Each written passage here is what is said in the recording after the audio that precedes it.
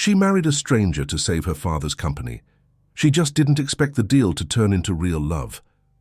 Before we begin, tell me something. Where in the world are you watching from? I love knowing how far our stories can travel. Rain fell over Vellora City in what felt like a choreographed rhythm, a silver curtain slicing through the glass of towering skyscrapers, washing away the remnants of a day no one wanted to remember. Lara Santoro watched the city from behind the floor-to-ceiling windows of her penthouse. Blazer draped over a chair, hair tied back in haste, and the face of someone who'd passed exhaustion days ago, but still refused to admit it. The wine glass on the table trembled with the sound of thunder. On her laptop screen, the numbers flashed in red: declining profits, broken contracts, missed deadlines. 40 years of empire, her father's empire, on the edge of collapse, awaiting a single signature. The intercom buzzed. A voice, neutral, professional. "Mr. Bianchi is here for the 9 p.m. meeting." Lara exhaled slowly, straightened her posture, and replied, "Send him in." Seconds later, Leon Bianchi walked through the door. Dark suit, umbrella closed with surgical precision, eyes like steel. The kind of man who didn't need an introduction. The market called him a fixer. No one ever asked what it cost. "Ms. Santoro," he said, taking a seat without waiting for permission. "I met with the board this afternoon. It's worse than we thought." Lara crossed her legs, controlling her breath. "How long do we have?" "Without an immediate injection. 48 hours. The rain outside seemed to grow louder. "And you're here to offer that injection, right?" she asked, dry. "I'm here to offer a way out." "What kind of way out?" "A marriage." She stared at him. Her expression didn't change, only her eyes narrowed. "Is that your idea of a joke? Of a solution?" Leon leaned back, unshaken. "Villela Group is willing to assume the debt, but they want stability. They want a trustworthy face. And Lara, that face is yours." Silence. She stood, walked to the window. The city lights reflected across her face, fragmented, distorted. "And what role would this husband play?" she asked without turning. "Adrian Villela, majority partner, young, ambitious, unpredictable." Leon flipped through a folder. "He's proposing a merger and a 1-year contractual marriage." She let out a soft, humorless laugh. 1 year. Enough time to stabilize the market and inherit voting control. Lara turned, her gaze ice cold.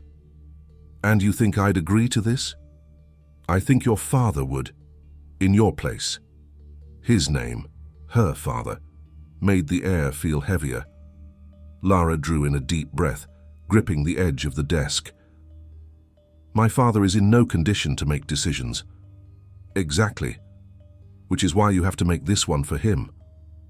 Leon closed the folder and slid it across the table. "Read it, but read without emotion. Time doesn't care for drama." He stood, adjusted his jacket, and walked to the door. Before leaving, he paused. "Adrian will be at the Armitage Hotel tomorrow at 10 a.m. He wants to discuss terms." When the door closed, Lara was alone. The sound of rain filled the room once more. She opened the folder. Pages, clauses, figures, and a photo. A portrait of Adrian Villela. Light suit, unshaven, eyes direct and unapologetic. The kind of man who always seems to know your next move and enjoys watching you realize it. Lara closed the folder. She didn't cry, didn't flinch. She just whispered to herself, 1 year. I can survive 1 year. The lobby was quiet, scented, almost clinical. Lara arrived precisely at 10 a.m., steady heels, leather briefcase, hair in a tight bun. The woman the market feared, but no one truly knew. The receptionist led her to a private room, smoked glass, round table, 2 glasses of water. Adrian Villela was already there. In a white shirt with rolled sleeves, he looked like anything but a corporate mogul, the kind of man who commands a room without effort, and worse, knows it. He looked up as she entered. No smile, no charm, just the simple observation. "So it's you." Lara placed the folder on the table. "And you're the man who thinks marriage belongs in a contract." He tilted his head, studying her. "Isn't that what everyone thinks?" "Not everyone is that cynical. Not everyone is going bankrupt." The words landed hard, but she didn't react. She simply sat down. "Let's get to the point," she said. "What's the real trade-off?" He folded his hands on the table. "I take 51% of the shares. You keep your title and operational control. The marriage is public, the contract is private, 1 year. And after that, we decide if it's worth renewing, the contract or the feeling." She held his gaze for long seconds. His eyes didn't waver. Didn't apologize for existing. They were the eyes of a man who's made peace with being hated and sometimes prefers it. "What if I say no?" she asked. "Then your company dies, and you along with it." The silence that followed wasn't fear. It was calculation. She knew how to negotiate, but for the first time what was on the table wasn't money. It was pride. Lara closed the folder, stood and said, "Send me the contract. I'll read it tonight." "No need," Adrian replied, opening his blazer. "I brought it with me." He pulled out an envelope and placed it on the table, a silver pen beside it like a challenge. She looked at the paper, then at him. "And if I regret this?" "Regret's just another fee, and like all things, payable." Lara picked up the pen, signed, no ceremony, no emotion, unaware that, in that moment, she had just sold more than her father's legacy. Some contracts we sign out of need, others out of pride, and some we only understand the cost when it's far too late. The day began with a kind of light that didn't suit promises. Not golden, not cold, just harsh, as if the sun, for once, had decided to spare no one. The Central Registry Hall of Vellora City looked more like a corporate conference room than a place where people got married. Clean glass walls, overbearing air conditioning, bureaucratic silence, no flowers, no music, no guests, just 2 lawyers, 2 witnesses, and a clerk eager to end his shift.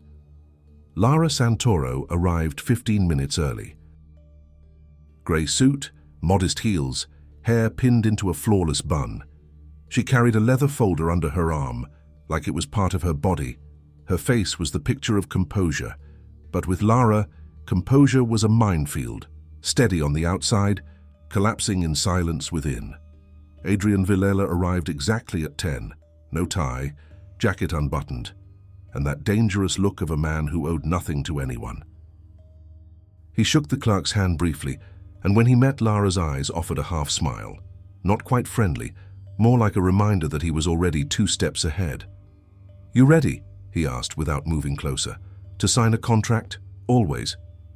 To put up with me for a year? Time will tell. It tends to say more than we care to hear." The clerk cleared his throat, motioning them forward.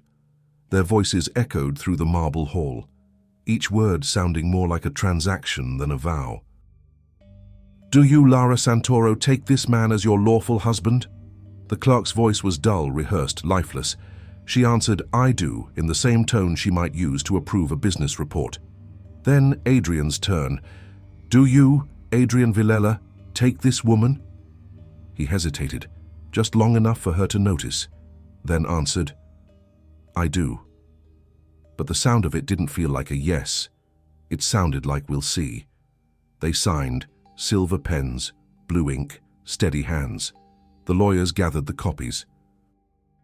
The clerk declared the marriage officially registered. That was it. No applause, no kiss. Just the bureaucracy of fate. Outside, the cold wind of Vellora City greeted them with the same indifference as the clerk. Their driver was already waiting. Adrian opened the door. She stepped in without a word. He followed. Silence filled the space between them. The car slid down the wide avenues of the city, surrounded by billboards, mirrored windows, and people in a rush. People who had no idea a marriage had just been sold behind tinted glass. Lara stared out the window. Adrian watched her. "Regret it yet?" he asked, genuinely curious. "Regret is a luxury I haven't had time for." "So you feel proud?" I feel necessity. That's different. Do you always answer like that? Like what? Like the world's a courtroom and you're the judge. She turned her head. It's safer than looking vulnerable. And lonelier. She looked at him serious. You seem to know a lot about loneliness. I've just learned not to dramatize the inevitable. And what's inevitable? That every deal sooner or later collects interest. The car stopped in front of the Armitage Hotel, the same place where they'd first met. The press was already there. Photographers, flashes, forced smiles. The marriage needed to look real. And for the first time, they played the part. Together. Lara stepped out first. Adrian offered his hand, a rehearsed gesture. She hesitated, then took it. Flashes burst. Journalists shouted questions no one planned to answer. Was it love at first sight? How did he propose? Is there a honeymoon planned? Lara kept the trained smile. Adrian leaned in, just enough to seem intimate. Keep smiling, he murmured. The world believes faster when the lie is well lit. You're terrible at compliments. That wasn't a compliment. I know. They laughed. Brief, tense, but real. Their first human moment. Inside the hotel, away from the cameras, silence returned. Adrian sat on the couch, unbuttoning his blazer. Lara slipped off her shoes, resting her back against the wall. Neither of them seemed to know what to do with that moment.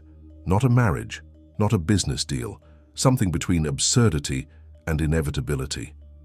So that's it, she said, staring at the floor. We're married. Technically, yes. And now comes the hard part, which is pretending we don't care until the moment we actually do. She looked at him serious, but there was something new in her eyes, not anger, not fear, something between exhaustion and curiosity. And when that moment comes, then the contract stops mattering. Silence. They stayed like that for longer than necessary. She picked up her folder and walked to the door. Before leaving, she turned. Adrian. Yes? If I ever break the rules, and I want you to know it won't be out of regret. Then what for? She took a breath. Desire. She left. The door closed behind her, with the exact sound of a promise not yet ready to be fulfilled. Some say love is a risk. I disagree. The real risk is believing you can live without it. Adrian Villela's penthouse, now their home, sat atop a tower of glass and concrete in a neighborhood where silence cost more than square footage. It was spacious, minimalistic, furnished with pieces that seemed carefully chosen to reveal nothing about the man who bought them. Lara moved through the rooms like someone inspecting conquered territory, unhurried, but not trusting. The windows framed the city, and for a brief moment she wondered if the world outside had any idea what had just happened inside. Adrian was in the kitchen, opening a bottle of wine with the ease of someone who'd lived alone for far too long. You can pick a room, he said without looking at her. The main one's mine, but the other has a better view. I'm not here as a guest. No, but you're not exactly a wife either. Lara set her bag on the counter and studied the wine label. You always talk like you're trying to provoke me. I talk like that because I get annoyed when people pretend they don't know who they are. And who do you think I am? A woman trying to save her father while pretending she doesn't feel anything. She said nothing for a few seconds, eyes fixed on the glass. And you, she asked, what are you pretending? That I still know how to keep business separate from life. Do you? I haven't decided. Their conversation dissolved into the quiet sound of wine being poured. Lara accepted the glass, took a sip. It tasted bitter, but not enough to distract her from the irony. Married to a man she barely knew in a home that wasn't hers, living a life that had to look perfect to everyone, except herself. She walked over to the window and stared out at the city. Their reflections overlapped on the glass, his body relaxed, hers tense. Two people sharing the same space, but from entirely different worlds. The press is having a field day, Adrian said, glancing at his phone. The strategic union of the year. Your front-page news. Perfect. Let them talk about what they'll never understand. You don't care what people think. I learned early that opinions are the tax you pay for existing. And love? She turned to him, not hiding the exhaustion in her voice. Love is the discount no one ever gets. He chuckled softly, but without humor. You talk about feelings like you're writing a legal brief. And you talk about business like you're collecting people. Maybe we're the perfect balance, or the most elegant disaster of the year. The rest of the night passed in silence. He read reports on the sofa. She reviewed company documents at the table. Neither tried to bridge the distance. But when she finally went to bed, she noticed something. The room she had chosen, the one with the better view, carried a faint scent of wine and wood, the same scent he left behind everywhere he went. In the days that followed, their routine took on a cold precision. Coffee at 7, meetings at 9, silence by 10. Their marriage was a polished choreography, flawless but never warm, no missteps, no pauses.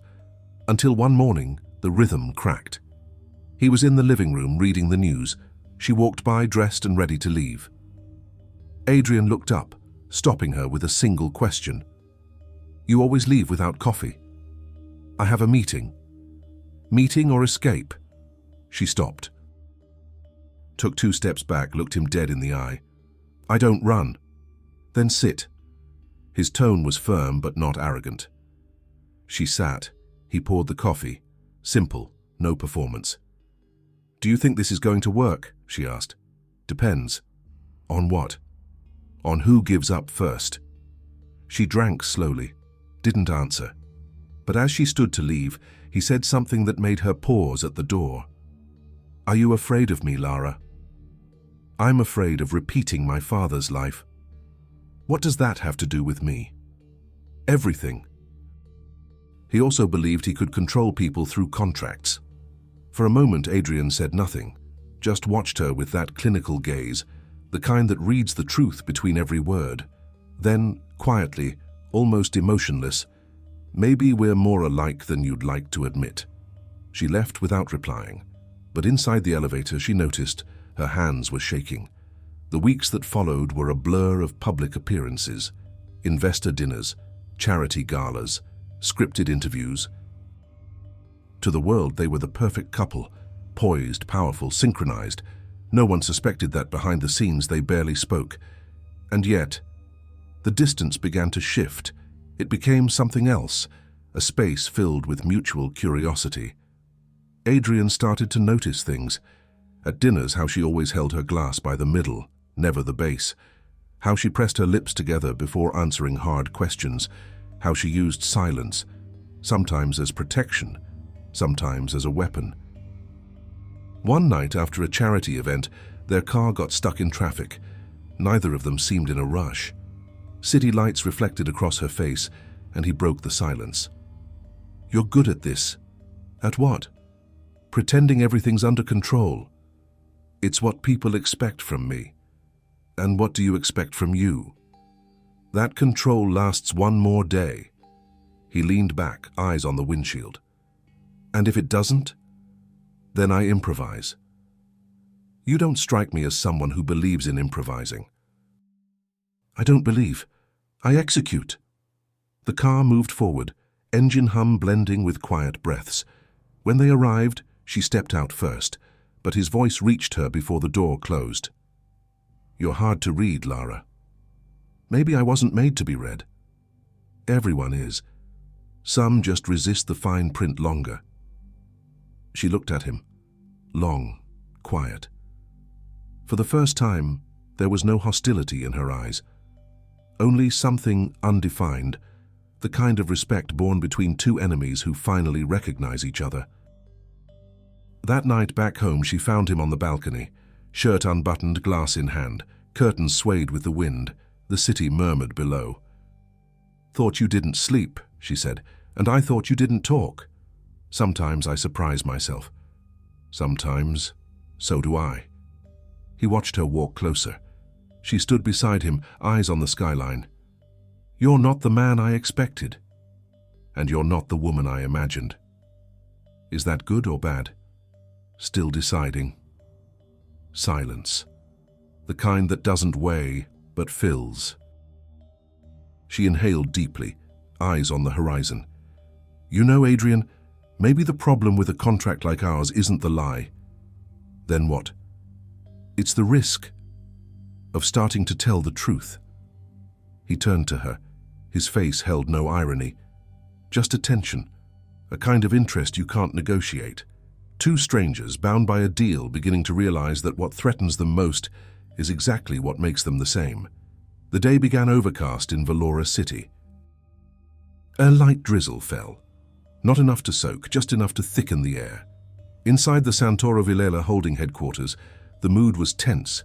Meetings, reports, board members demanding decisions that had, deep down, already been made. Lara stood at the head of the conference table. Adrian sat across from her, reviewing a document with an infuriating calm. "You're late," she said, without raising her voice. "I'm thinking." "About what?" "About how you make chaos look like strategy." "It's what keeps the company alive, or what kills it a little slower." She snapped the folder shut. "You think sarcasm can run a company?" "No, I run it with cold logic. Sarcasm is just a courtesy." Her stare hardened.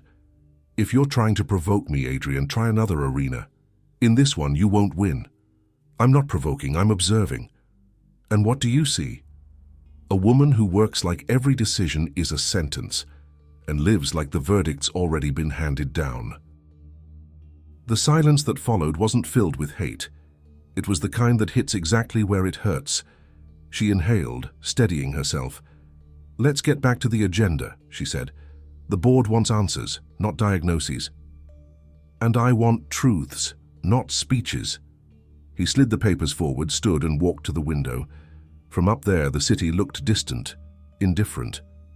"Are you afraid of failing, Lara?" he asked, still facing away.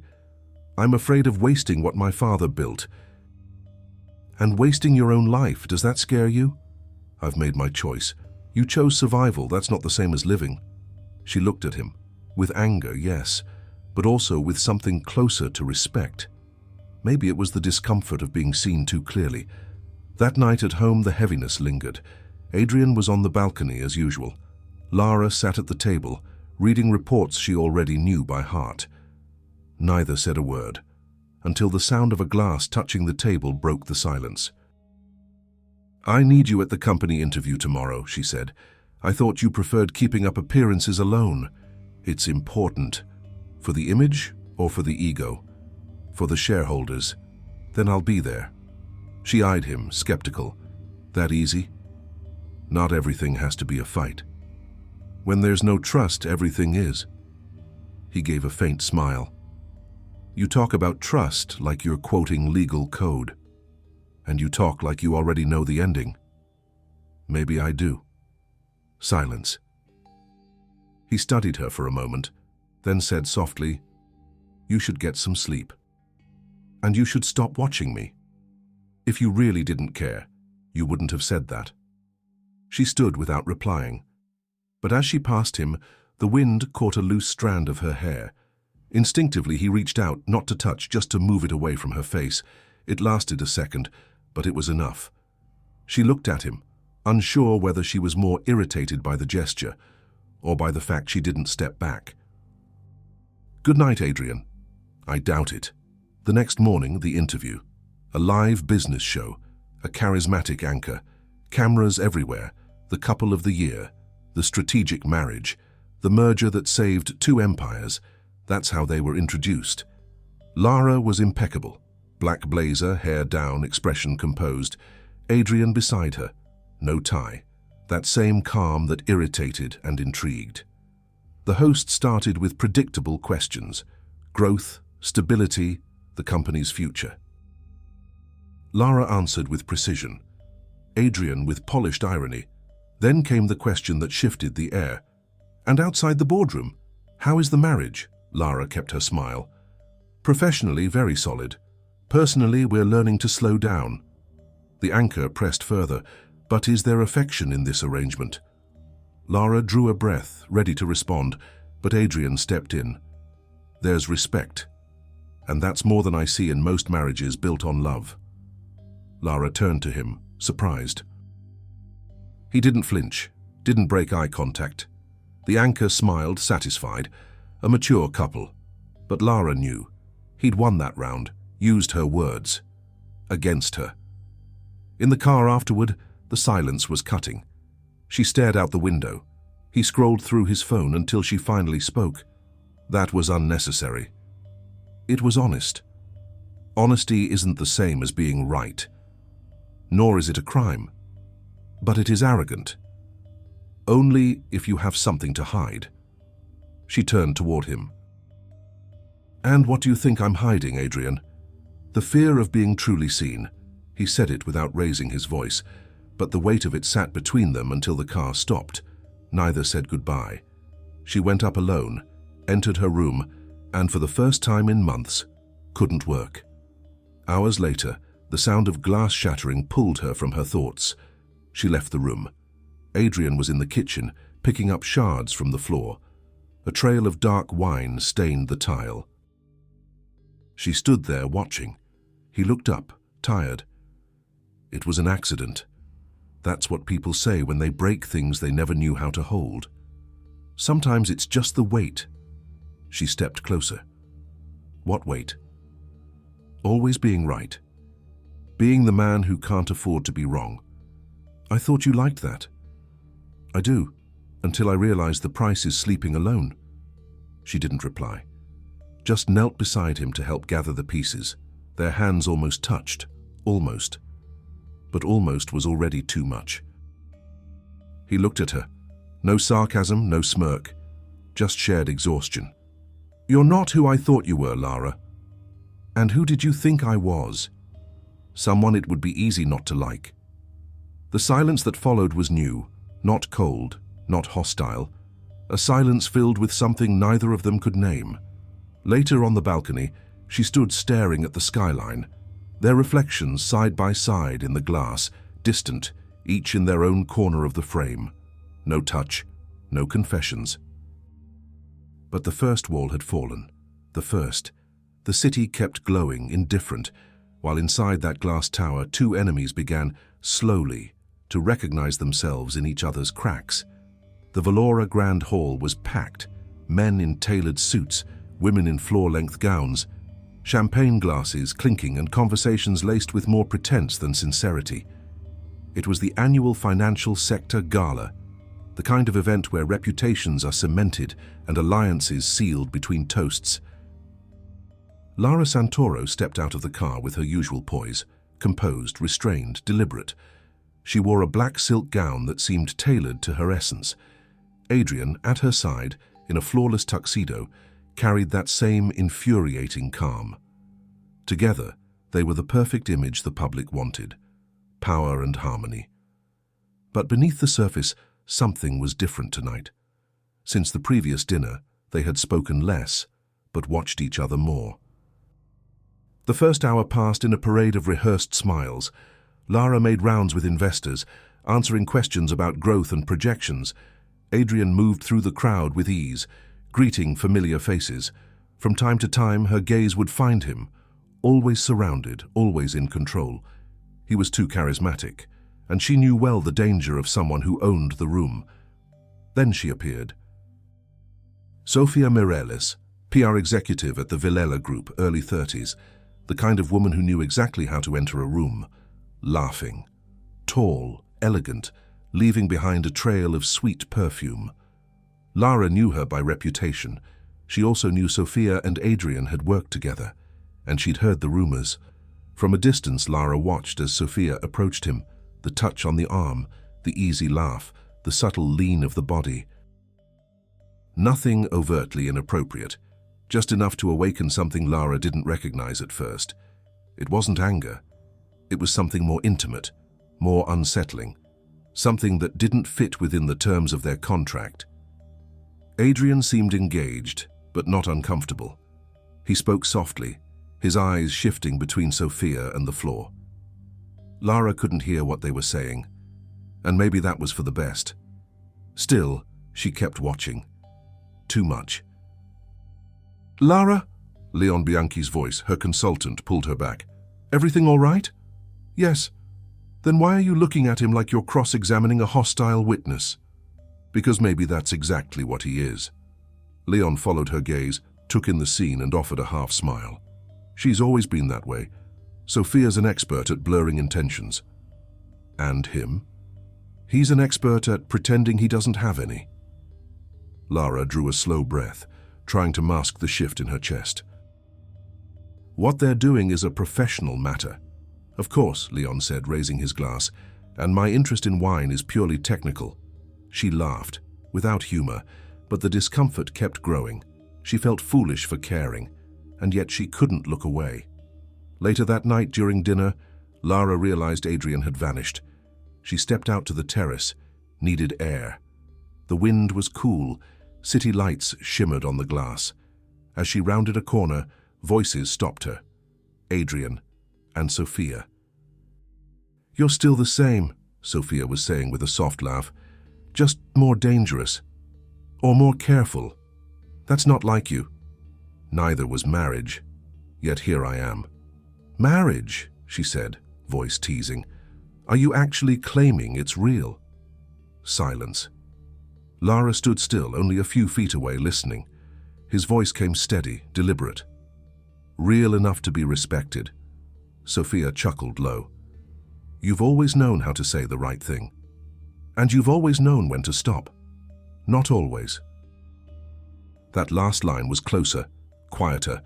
Lara felt something shift in her chest, not fear, something hotter, more impatient. She stepped forward, letting her heels echo against the marble. Adrian turned. His eyes met hers, sharp, clear, cold. Sophia, caught off guard, tried to recover. "Lara, am I interrupting?" "No." Shame. It looked entertaining. Her tone was neutral, almost professional, but her eyes told another story. Sophia straightened, adjusted her dress. "It was lovely seeing you both." "I'm sure it was," Lara replied. "Some people always enjoy themselves." Sophia walked away. The silence between them grew heavy. Adrian exhaled. "Did you come looking for a fight?" "I came looking for my husband. Legally speaking, I suppose I qualify." "Don't push me. Then don't misread me." She folded her arms. "You know exactly what you're doing, Adrian."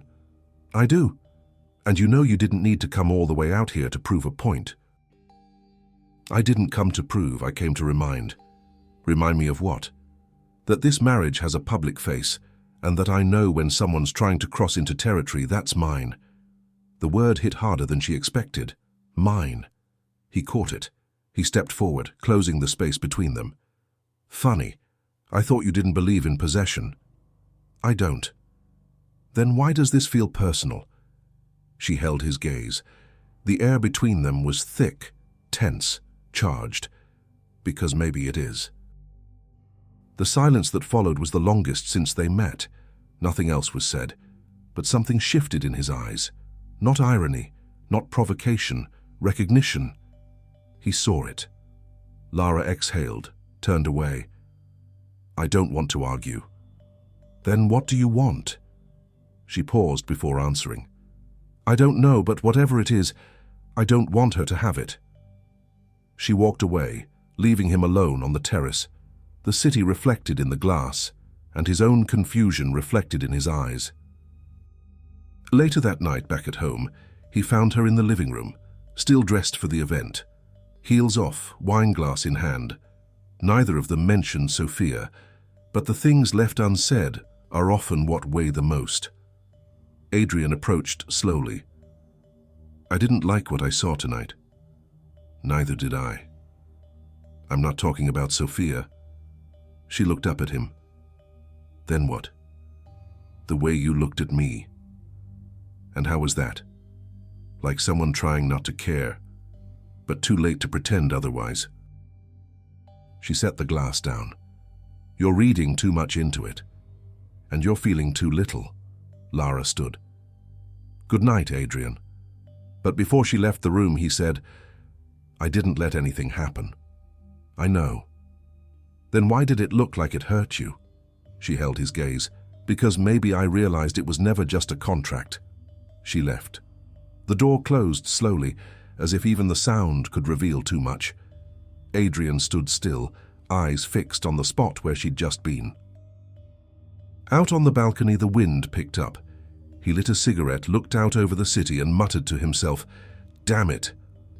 The crack had formed, and like all fractures that start invisible, it was already too late to stop the collapse. The following week was a minefield of silence. At the office, they greeted each other like business partners, polite, punctual, distant. But beneath the civility, something was waiting to explode. Lara avoided his eyes in meetings. Adrian pretended not to notice, but he noticed everything. The way she bit her lip when frustrated, the grip on her pen when she held herself back, and most of all, that glance, half a second too long. To the world, the gala incident was old news. Inside them, the fallout kept spreading. Until Thursday. The rumor hit. A digital magazine published an article suggesting the Santoro-Villela marriage was a corporate fabrication. Photos of them apart at events, awkward quotes, anonymous sources. The headline was bait, marriage of convenience, Santoro empire at risk once again. Lara was in the boardroom when she saw it. Her blood ran cold. Adrian walked in moments later, phone vibrating. "You've seen it?" he asked. "I have. Do we know who leaked it?" "Not yet, but it's clearly internal." "Your side or mine?" She raised her eyes, ice cold. "I'm not the one flirting with PR execs at public events." The hit was clean. He didn't reply immediately, just approached the table slowly. "Oh, you're blaming me?" "I'm saying too many coincidences bother me. I defended you, Lara. You did it because it suited you. And you think everything I do is calculated, isn't it?" "No." The silence between them was unbearable, until she finally asked, quietly but clearly, "Then what is this, Adrian?" "This what?" "This mess between us. What does it mean to you?" He gave a tired, almost broken smile. "What are you afraid I'll say?" "The truth." "Then hear it. It's what keeps me awake and the only reason I stay when every part of me wants to walk away." She blinked slowly, trying to maintain control, but her eyes gave away what her mouth wouldn't. "This is a terrible time for contradictions." "I didn't choose the timing." She turned away. "The company needs stability. The company, always the company. It's all that's left." "And you? What's left for you?"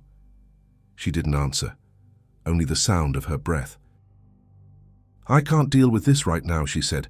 "Not with you." She left the room. The door closed gently, but the sound echoed deep. That evening, she went home alone. A thin rain blurred the car windows. The streets felt longer than usual. When she arrived, she removed her heels at the door and walked straight to the balcony. The sky was the same shade as the pavement, grey and heavy. She poured herself a glass of wine but didn't drink, just stood there, watching her reflection in the glass. The woman staring back looked exhausted, not sad, not strong, just tired of pretending to be untouchable. The intercom buzzed. She answered without thinking. "It's me." His voice. For a second, she considered not opening the door, but she did. Adrian stepped inside without a word, soaked from the rain, hair disheveled, no suit, no tie, just a shirt, open at the collar. She crossed her arms. "Here to fix what the board can't?" "I came because I hate being misunderstood." "That's a first." "You think I'd let someone expose you like that?" "I thought you'd blame me." "I never blamed you, Lara," she scoffed. "Don't fake nobility now." "I'm not faking." "Then what are you doing here?" "Trying to figure out when we started hurting each other." She stared at him. "From the beginning." "No," he said, stepping closer. "From the moment you stopped lying to me." The air thickened. She didn't back away. Neither did he. There was no distance left. "I don't want this," she whispered, voice trembling. "Don't want what?" "This confusion, this thing that pulls focus. Then convince me. How? Look me in the eye and tell me you feel nothing. She opened her mouth, but nothing came. Her body had already answered. He saw it, took another step, his gaze locked on hers. Steady, real. Don't do this, she whispered. Then tell me to leave. She didn't. The touch came unannounced, tentative at first, then certain. He leaned in, their faces close, and for a moment time held its breath. The kiss wasn't rushed, it carried anger, surrender, and the relief of stopping the fight. The contract, the deal, the company, all dissolved. Only they remained, and everything words couldn't reach. When breath returned to normal, she stepped back, her voice barely audible. This changes everything. No, he said. It just reveals it. She looked at him, no mask left. And if I regret this tomorrow, then tomorrow I'll wait again. She closed her eyes, so tired. You complicate everything, and you simplify what shouldn't be. Silence returned, but this time it didn't hurt. For the first time, silence felt safe. The next morning he was gone. No note, no message, only the scent of him on the pillow. Lara got up, put on her robe, and looked out the window. The sun was breaking through the clouds, the kind of light that makes no promises, only persists. She picked up her phone. A message from him. Today I'm not your business partner, I'm the man who owes you the truth. And beneath it, an invitation. Dinner. 8 p.m. Same place where it all began.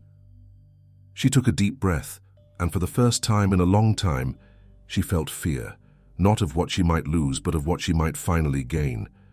The Eliseo restaurant sat atop a glass tower overlooking the city.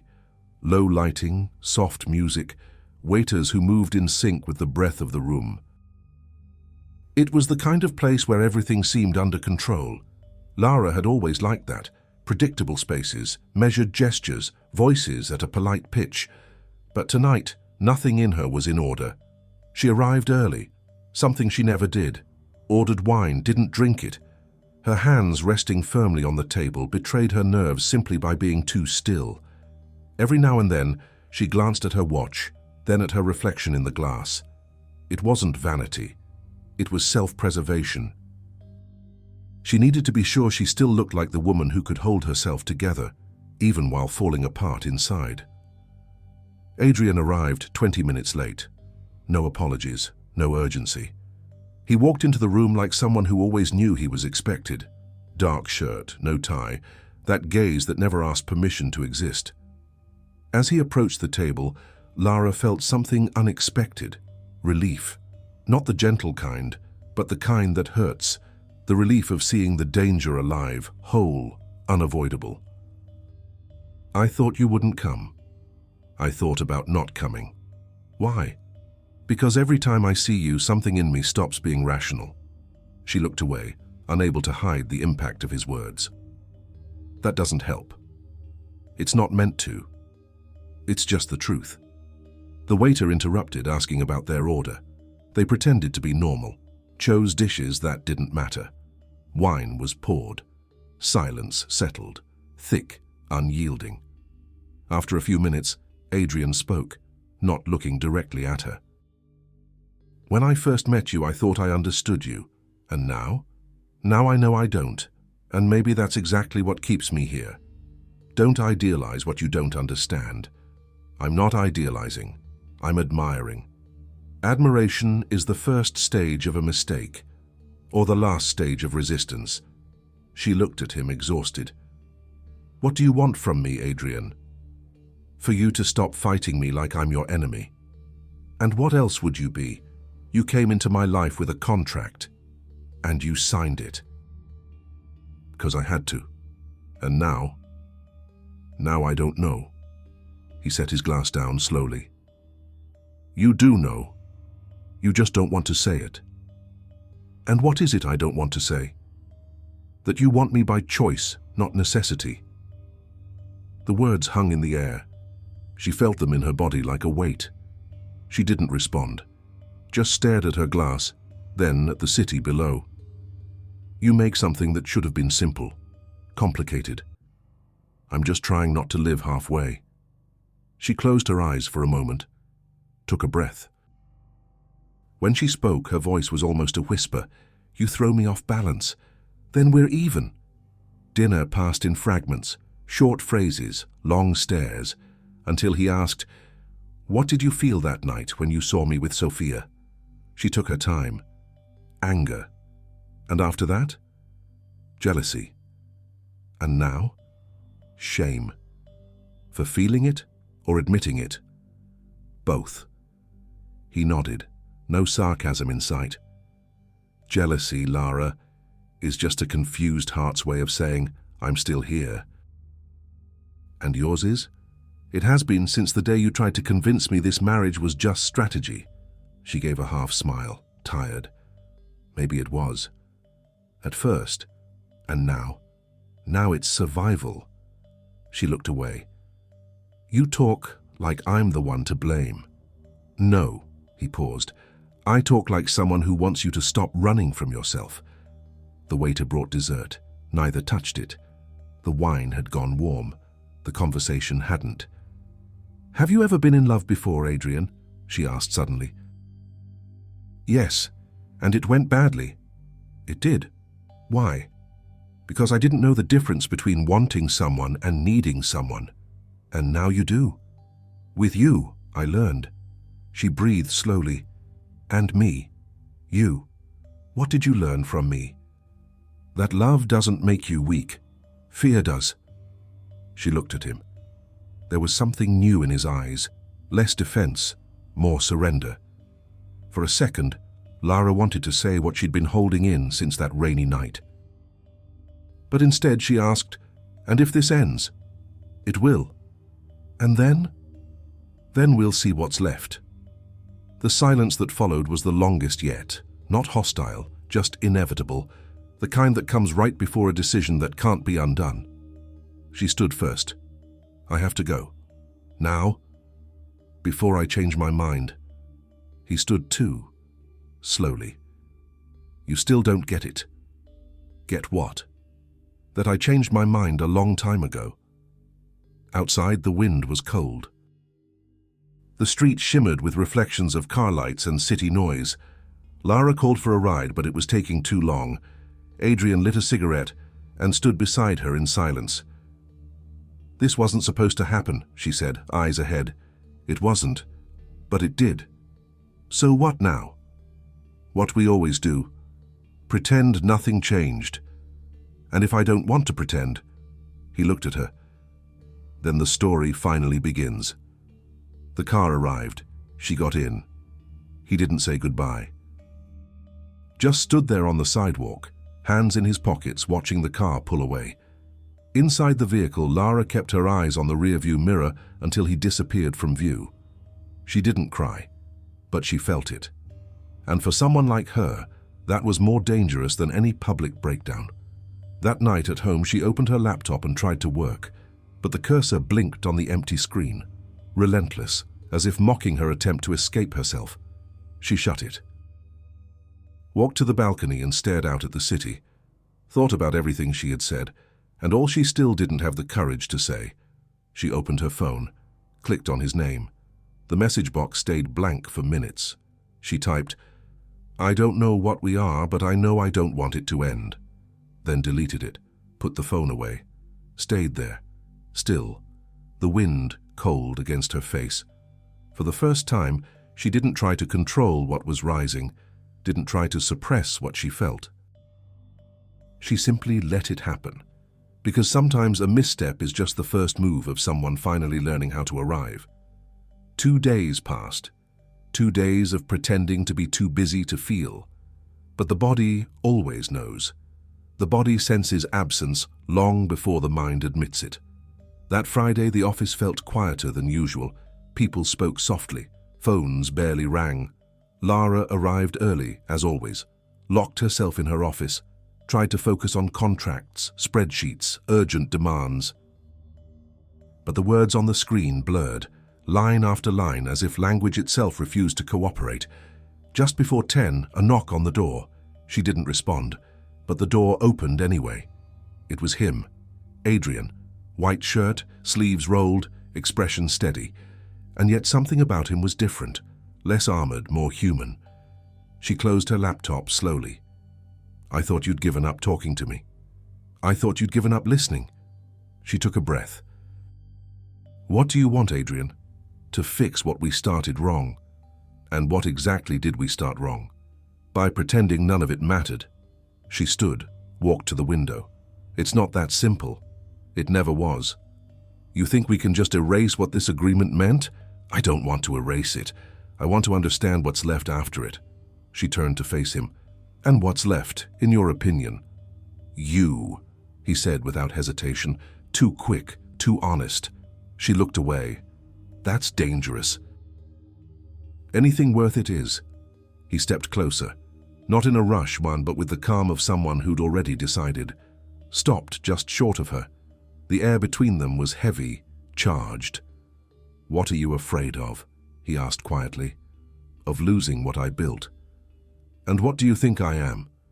"A risk." "And what if I'm the missing piece?" She laughed, short, without sarcasm. "You say it like you're sure." "I'm not, but I know what a lie feels like, and this isn't one." The silence that followed wasn't empty. It was full, of things finally too real to be ignored. He stepped forward once more. The space between them vanished. His hand found the back of her neck. Their breath mingled. The kiss came slowly, like two people finally asking for permission to exist beyond the contract. Everything else dissolved. The office, the glass, the city noise. There was only this moment, the one they had delayed for far too long. When they finally pulled apart, still breathless, she whispered, "This changes everything." "No, Lara. This just puts everything where it belongs." She rested her forehead on his shoulder, her body finally relaxing after weeks of bracing. "And if this goes wrong?" "Then we start again, from the right place." "And where's the right place?" "The moment you let me stay." That night she didn't go home. They went together. No plans, no speeches. Just two people, tired of running. His place was simple, nothing like the world of glass she lived in. Warm lighting, the scent of coffee and wood. Nothing was extravagant, and maybe that's why she felt at ease. He poured wine, neither drank. The tension between them had shifted, still alive, still inevitable, but now calm and urgent at once. She took off her coat, slowly. He watched, not with hunger, but with the kind of attention that disarms, the kind that sees what comes before touch. "You always look at me like that," she asked, no irony. "Like what?" "Like I'm the answer to a question. Only when the question is about me." She smiled, truly, for the first time. "And what do you see?" "The woman I'd be afraid to love, if I still knew how to be afraid." The kiss that followed wasn't rushed. It wasn't mechanical. It was the kind that comes when two people no longer know where body ends and heart begins. The room filled with breath. Slow, real, no hurry, only surrender. This wasn't a reunion. It was a beginning. Hours later, she woke up. Dawn crept through the curtains. He slept beside her, arm draped over her, face peaceful. She stayed there for a moment, just watching. No fear, no urgency, no need to explain anything to anyone. She stood, walked to the window. The city slept. She opened her phone. There was an old message from her father, archived, one she'd never deleted. "There's no triumph in controlling everything, daughter. Sometimes what saves us is exactly what we didn't plan." She read it again, slowly, and for the first time she understood. Days later, a discreet press release appeared. Santoro and Villela Group announce internal restructuring. Lara Santoro and Adrian Villela step down from the board, remain as majority shareholders. No scandal, no public statements, just the news. Because sometimes love doesn't need to be explained. It just needs to be lived in peace. Months later, at an art exhibit in Valencia, a photographer captured a moment. A couple, laughing in front of a modern painting, hands intertwined, eyes speaking in silence. The caption read, "Strangers who looked like they'd known each other forever." It was them. Lara and Adrian, no contract, no promises, only truth. Love didn't begin when they signed the agreement. It began when they stopped living by its terms. It wasn't about saving the company or about convenience. It was about the moment she finally stopped controlling what she felt, and he learned to stay without needing to dominate. They didn't complete each other. They recognized each other. And in the end, that's what grown-up love really is. Not something that fills your emptiness, but someone who teaches you how to live next to it without fear. If you've made it this far, maybe you've learned something too. Love isn't about finding someone who completes you. It's about someone who respects you, even when you're in pieces. So tell me, do you believe in love born from contracts? Or do you think some feelings only exist when we finally stop pretending to know what we're doing?